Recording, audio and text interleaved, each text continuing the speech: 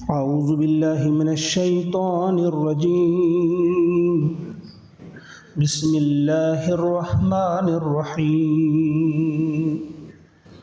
قال إني ليحزنني أن تذهبوا به وأخاف أن يأكله الذئب وأنتم عنه غافلون.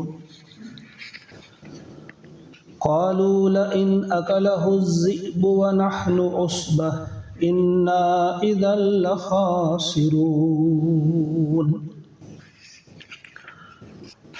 آمنت بالله صدق الله العظيم.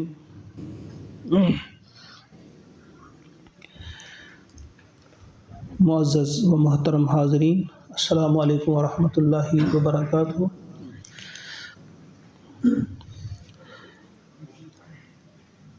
کل جو آخری آیت ہم نے پڑھی تھی،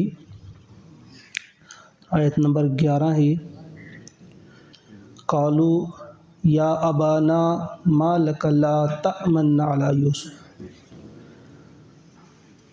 یوسف علیہ السلام کے ان سوتیلے بھائیوں نے کہا، 10 بھائی جو تھے، انہوں نے کہا، اے ابا، کیا وجہ ہے کہ آپ ہم پر بھروسہ نہیں کرتے یوسف علیہ السلام کے بارے میں؟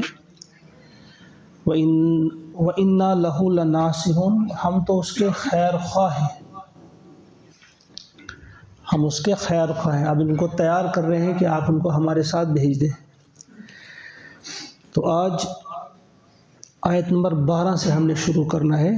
میں نے 13 اور 14 تلاوت کی. آیت نمبر 12 جو ہے، پھر اس کے ساتھ ہی انہوں نے کہا اپنے ابا سے، ارسل ہو، بھیجو اسے آپ، معنا، ہمارے ساتھ،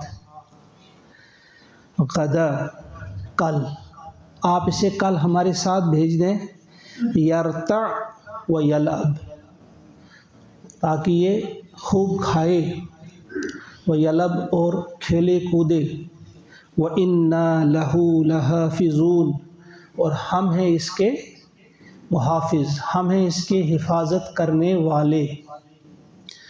اب دیکھیں کس طرح سے وہ تیار کر رہے ہیں اپنے ابا کو کہ یہ کسی طرح یوسف علیہ السلام کو ہمارے ساتھ بھیج دیں اور پھر ہم یوسف علیہ السلام کو غائب کر دیں، یا کیا ان کے ساتھ سلوک کرنے والے تھے یہ. تو انہوں نے کہا کہ آپ اسے بھیج دیں کل ہمارے ساتھ، تاکہ یہ ہمارے ساتھ، ایک تو یرتع، یہ کہتے ہیں عربی میں، جس طرح کوئی پکنک پر جائے تو وہاں کا جو کھانا ہوتا ہے ساتھ انسان لے جاتا ہے، کچھ کھانے پینے کی اچھی سی چیزیں کھاتا ہے وہاں، تو چاہے خوب یہ کھائے. کچھ لوگوں نے لکھا ہے کہ جنگل میں جو پھل ہوتے ہیں ان کے کھانے کے لیے یہ استعمال ہوتا ہے. جیسے یہاں بھی کھائے جاتے تھے، پہلے جاتے تھے ہم، کیا اس کا نام تھا، کلموچ، شوفل، برہنکل، کیا کیا ہوتے تھے وہ جنگل کے پھل، تو اس کے لیے بھی یہ آتا ہے. لیکن اکثر مفسرین نے کہا کہ اس سے بہتر کھانا جو گھر سے ہم تیار کر کے لے جاتے ہیں وہی مراد ہے، تاکہ یہ کھائے کل ہمارے ساتھ، وہ یلعب، اور کھیلے، یلعب، وَإِنَّا لَهُ لَحَافِظُونَ، ہم اس کی حفاظت کریں گے، ہم اسے کوئی نقصان پہنچنے نہیں دیں گے.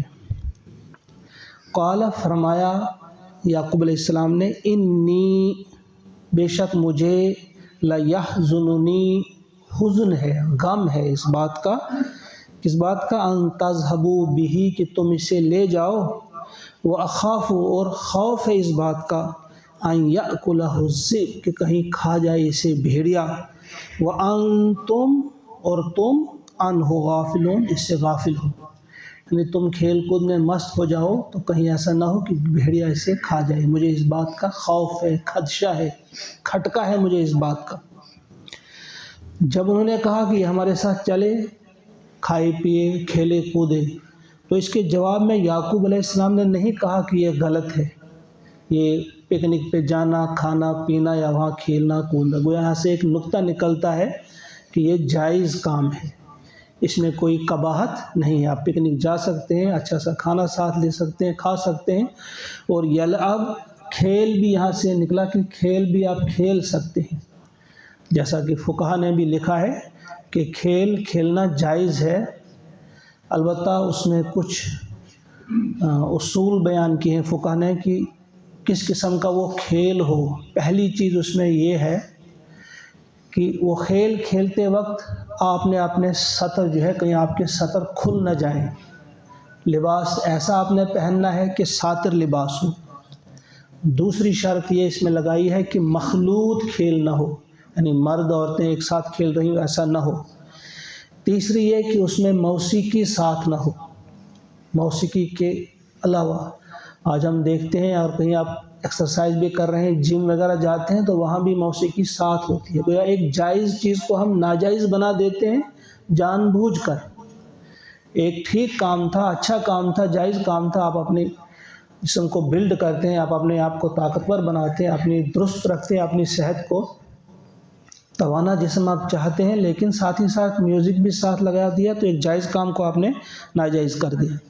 چوتھی چیز یہ کہ اس میں ناچنا اور کودنا نہ ہو، اور پانچویں چیز یہ ہے کہ وہ صرف فقط کسی قوم کی نقالی اس سے مراد نہ ہو کہ فلاں قوم کرتی ہے لہذا ہم بھی یہ کریں گے، ایسا نہ ہو۔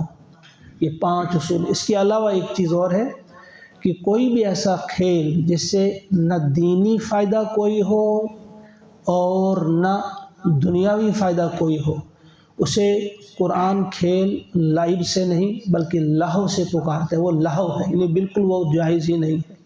کوئی بھی ایسا کھیل جس سے نہ آپ کو دینی فائدہ ہو نہ دنیاوی فائدہ، یعنی آپ کی صحت پر بھی اس کا کوئی اثر نہ پڑتا ہو، اچھا اثر نہ پڑتا ہو، اور نہ اس سے آپ کی آخرت سنوارتی ہو، تو ایسا کھیل اس کو لہو کہا جاتا ہے، وہ تو قطعاً جائز نہیں ہے۔ تو یہاں فرمایا جا رہا ہے کہ یعقوب علیہ السلام نے کہا کہ ٹھیک ہے آپ کھیلو گے بھی، آپ کھاؤ گے بھی تو اچھا ہے، لیکن ایک چیز مجھے جو ہے وہ یحزن، ایک حزن ہے، ایک غم ہے۔ وہ غم کیا ہے کہ مجھے خوف ہے اس بات کے کہیں بھیڑیا اسے کھا نہ جائے، آپ کھیل کود میں مست ہو جائیں۔ تو یہ حزن جو ہے، حزن، غم، یعقوب علیہ السلام نے کہا اپنے لیے۔ یہ اس صورت میں آگے بھی آپ پڑھیں گے کہ اس کی آنکھیں سفید ہو گئیں حزن سے، حزن سے، غم سے، یعنی اتنا تھا وہ یوسف علیہ السلام کے غم میں مغموم ہو گئے کہ ان کی آنکھیں بھی سفید ہو گئیں۔ تو یہاں ایک نقطہ میں آپ کے سامنے بیان کرنا چاہتا ہوں کہ یہ غم جو ہے، ایک عالم نے لکھا ہے، ایک وہ شیعہ عالم ہے، اس نے کہا ہے کہ جس وقت رسول اکرم صلی اللہ علیہ وسلم نے غار ثور میں حضرت ابو بکر صدیق رضی اللہ تعالیٰ عنہ سے کہا تھا لا تحزن ان اللہ معنا، کہ غم نہ کر بے شک اللہ ہمارے ساتھ ہے، تو ایک شیعہ عالم نے لکھا ہے کہ ابو بکر صدیق بزدل تھے۔ لیکن یہاں یہ ذہن میں رہے کہ جو میں نے شیعہ لفظ استعمال کیا، شیعہ عالم سارے ایسے نہیں ہیں، کوئی ایک ایسا ہوتا ہے تنگ نظر قسم کا عالم، جس طرح سے سنیوں میں بھی کچھ تنگ نظر کے عالم ہیں، وہ اس قسم کی باتیں کہہ دیتے ہیں۔ ہم سب کا یہ ہونا چاہیے لا شیعہ لا سنیہ، اسلامیہ اسلامیہ۔ ہم نے اپنے آپ کو اس چیز سے، فرقہ واریت سے بلند کرنا ہے، بالکل بلند کرنا ہے۔ علامہ اقبال علیہ الرحمہ نے یہ بڑی خوبصورت بات کہی ہے، یہی مقصود فطرت ہے، یہی رمز مسلمانی، اخوت کی جہانگیری، محبت کی فراوانی، بتانے رنگ و خون کو توڑ کر ملت میں گم ہو جا، نہ تورانی رہے باقی، نہ ایرانی نہ افغانی۔ کہا ان بتوں کو توڑ دو، بتانے رنگ و خون کو توڑ کر ملت میں گم ہو جا، سارے رنگ، کوئی رنگ تم پر نہ ہو، نہ سنی رنگ ہو، نہ شیعہ رنگ ہو، نہ دیوبندی رنگ ہو، نہ بریلوی رنگ ہو، نہ اہل حدیثی رنگ ہو، بلکہ تمہارے لیے ایک ہی رنگ ہے جو اللہ نے کہا ہے قرآن پاک میں، صبغت اللہ، اللہ کا رنگ، ومن احسن من اللہ صبغہ، اور اللہ کے رنگ سے زیادہ حسین خوبصورت رنگ اور کون ہو سکتا ہے۔ لہذا ہمارے لیے یہ کہ ایک ہی رنگ، اور قرآن ہی نے ہم سے کہا ہے ہوا سماکم المسلمین، اللہ نے ہمارا نام مسلم رکھا ہے۔ اگر ہم نے دیوبند سے پڑھا اچھی بات ہے، علم حاصل کیا، لیکن ہمارے اوپر جو رنگ ہو وہ اللہ کا رنگ ہو۔ اگر ہم نے بریلی کے کسی مدرسے سے تعلیم حاصل کی ہے تو ٹھیک ہے، تعلیم حاصل کی، لیکن رنگ ہم پہ اب جو چڑھے وہ صبغت اللہ ہو، کہیں سے بھی ہم نے پڑھا ہے ٹھیک ہے، تو یہ ذہن میں رہے کہ ہم مسلم ہوں، ہم اپنے آپ کو فخر سے کہیں کہ ہم مسلم ہوں، ہم دیوبندی ہیں، ہم بریلوی ہیں، ہم اہل حدیث ہیں، ہم حنفی ہیں، ہم شیعہ، ہم سنی ہیں، یہ وغیرہ ایسے القاب جو ہیں یہ ہمارے لیے زیبا نہیں دیتے، ہمارے لیے بس یہ کافی ہے جو ہمارے لیے قرآن نے نام کا ہے مسلم۔ تو اس نے کہا تھا کہ بھائی صدیق اکبر کے بارے میں کہا تھا سالم نے کہ وہ بزدل تھے، حالانکہ ایسا نہیں ہے، یہاں تو پیغمبر کے بارے میں آ رہا ہے، یہ تو پیغمبر ہے یعقوب علیہ السلام کہ مجھے غم ہے، اور کئی بار آیا ہے، تو کیا پھر یہ بزدل تھے؟ اور پھر اتنا ہی نہیں، پیارے نبی علیہ السلام جب ان کا بیٹا ابراہیم اس دنیا فانی سے چل بسا تو اس وقت آپ کا دل بھی غمگین ہو گیا، اور آپ نے کہا اس وقت کہ ابراہیم کہ تیرے فراق میں ہم غمگین ہیں، یعنی ان کو بھی غم لاحق ہوا۔ اور ایک صحابی جو بہت خوبصورت قرآن پاک پڑھتے تھے، جب ان کی وفات ہوئی تو ایک اور صحابی نے حضور علیہ السلام سے سوال کیا کہ آپ کو اس کا غم ہے؟ آپ نے کہا ہاں بے شک، کیونکہ انہو یحب اللہ ورسولہ، کیونکہ اللہ اور اللہ کے رسول صلی اللہ علیہ وسلم سے محبت کرتا تھا، لہذا اس کی وفات سے ہم کو غم ہوا ہے۔ تو غم ہونا، حزن ہونا یہ بزدلی کی علامت نہیں ہے۔ اور اس وقت یہ بھی ذہن میں رہے کہ صدیق اکبر نے یہ جو کہا تھا، یا اسے جو غم اس وقت تھا، اپنی جان کا انہیں خطرہ نہیں تھا، ان کے ذہن اور قلب و دماغ میں ایک ہی چیز تھی کہ کہیں حضور علیہ السلام کو کوئی نقصان نہ پہنچے، اس لیے جب وہ جا رہے تھے کبھی آگے آگے آپ کے چلتے، کبھی پیچھے پیچھے۔ حضور نے پوچھا آپ سے یہ کیا کر رہے ہیں آپ، کبھی آگے آگے چلتے ہیں کبھی پیچھے پیچھے؟ انہوں نے کہا میں جب خطرہ محسوس کرتا ہوں کہ آگے سے کوئی خطرہ ہے تو میں آگے آگے آتا ہوں، جب مجھے محسوس ہوتا ہے کہ خطرہ پیچھے سے ہے تو میں آپ کے پیچھے پیچھے سے رہتا ہوں۔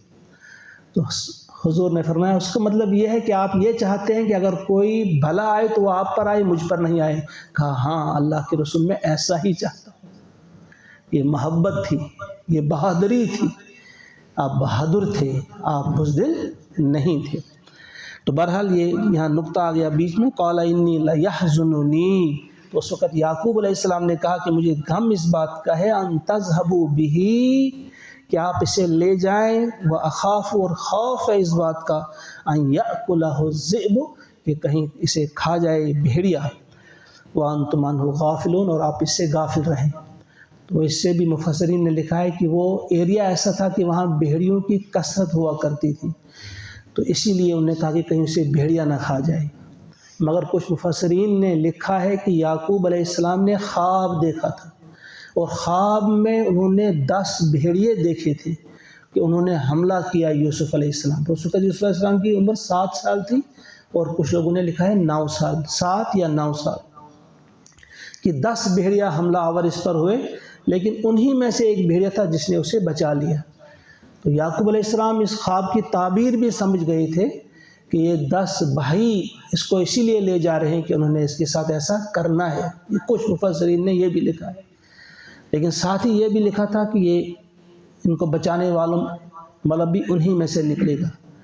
تو جب اس کو لے گئے تھے گھر سے بڑی محبت کے ساتھ، اور ایک بھائی نے اسے کاندھے پہ بٹھایا تھا، ان کو لے جا رہے تھے، یہ جو یعقوب علیہ السلام تھے وہ بھی دیکھ رہے تھے۔ جب یعقوب علیہ السلام کی نگاہوں سے اوجھل ہو گئے تو فوراً اس بھائی نے زور سے اسے نیچے دے مارا، اور اس کے بعد وہ آگے چلے، یہ پیچھے سے دوڑ رہا تھا اور پکار رہا تھا بھائیوں کو، مجھے اپنے ساتھ لے چلو، مجھے اپنے ساتھ لے چلو۔ کوئی اسے نہیں پکڑ رہا تھا، کوئی اس کا ہاتھ نہیں پکڑ رہا تھا، یہ چھوٹا تھا، باقی وہ بڑے تھے سارے ہی۔ تو پھر انہوں نے بڑے بھائی سے کہا کہ آپ ہی ذرا سنو، آپ کو تو خصوصاً ابا جان نے کہا ہے کہ اس کا دھیان رکھنا، آپ ہی میرا ہاتھ پکڑو۔ تو اس وقت بھی پھر بڑے بھائی نے ہی، یہودا ان کا نام لکھا ہے کچھ لوگوں نے، کچھ مفسرین نے، تو انہوں نے اس کو پھر پکڑا ہے اور ان سے کہا ہے کہ اس کے ساتھ ایسا مت کرو، اگر آپ نے کرنا ہی ایسا ہے تو اسے کسی کنویں میں ڈال دو، کوئی قافلہ آ جائے گا لے جائے گا۔ تو اس کے خون سے اپنے ہاتھوں کو آپ رنگین مت کرو۔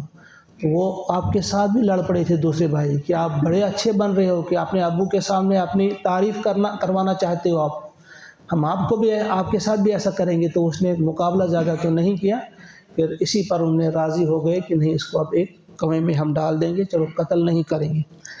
وَأَنْتُمْ عَنْهُ غَافِلُونَ قَالُوا،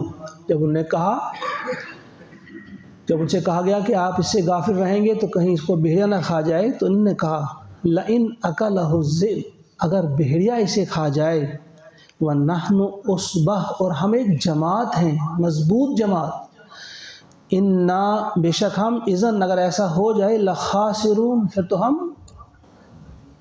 نقصان اٹھانے والوں میں سے، خسران یعنی گھاٹا اٹھانے والوں میں سے، پھر تو ہم زیاں کار ہیں۔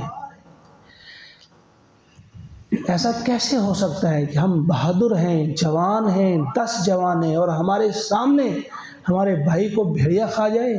کیا اتنا آپ ہمیں بیوقوف سمجھتے ہیں؟ اتنا ہمیں کمزور سمجھتے ہیں؟ کہا ایسا نہیں ہو سکتا، بس آپ ہم پہ بھروسہ کریں، ہم اسے اپنے ساتھ لے جائیں گے، آپ ہمیں اجازت دے دیں۔ تو یہ 3 آیات آج ہم نے یہاں مکمل کی، انشاءاللہ آگے ہم کل پڑھیں گے۔